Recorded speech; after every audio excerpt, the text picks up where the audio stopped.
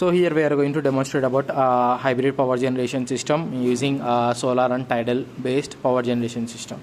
So initially we are going to use an solar panel. This is going to generate the voltage. So there are different types of solar cells like crystal solar panel, polycrystal solar panel, monocrystal solar panel, concentric, high concentric. There are different varieties of solar cells. So here we are going to use an crystal solar panel. So in this the solar cell is nothing but an semiconducting material which is made up of its semiconducting material is nothing but an photovoltaic diode. So whenever the light rays falls on the photovoltaic diode, it is going to emit the voltage. So these emitted voltage will be stored into the battery with the help of charge controller over here. So initially there are two solar panels over here. Both are connected in parallel, like positive of the terminal is connected to the positive and negative terminal is connected to the negative terminal of the charge controller input, through which there is an voltage generation which will be stored into the lead acid battery.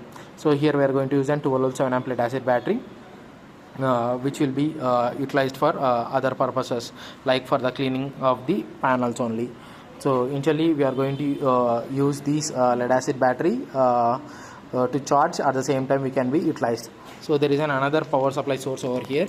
So here you can see there is an two permanent magnet DC motors, and there is an wheel pendulum like system. So this is nothing but an tidal based power generation system. So whenever the tides come and hit the plate, it is going to generate the voltage. So here you have the charging circuit for that, which consists of an bridge rectifier, 1000 microfarads capacitor, resistor for the LED protection, and LED to indicate whether the voltage is generated from the gyno or not. So whenever you oscillate the plate, it is going to generate the electricity. So this generated electricity will be stored into the battery, and the diode is used to not get reverse current into the circuit.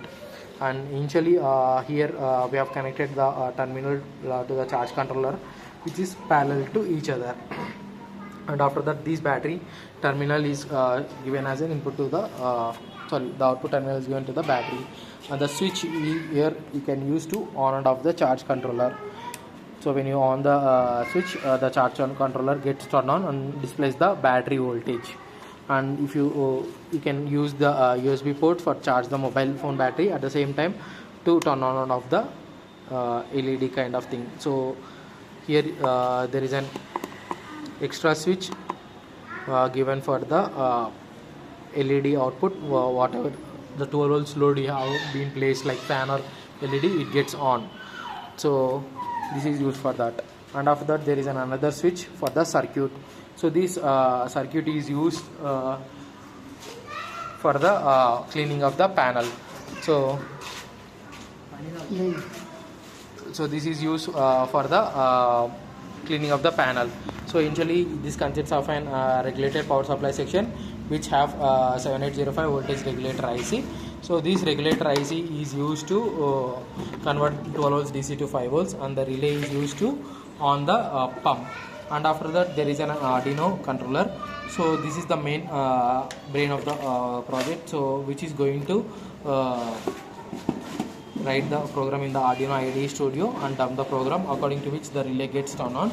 And when the relay gets turned on, the pump gets activated and it pumps the water via nozzles on the panel so that it gets cleaned.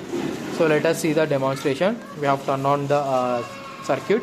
So it takes nearly 60 seconds to turn on the pump. So here you can see after 60 seconds the pump gets activated and it starts to sprinkle the water on the panel. So like this the panel gets cleaned and the generated voltage can be stored into the battery.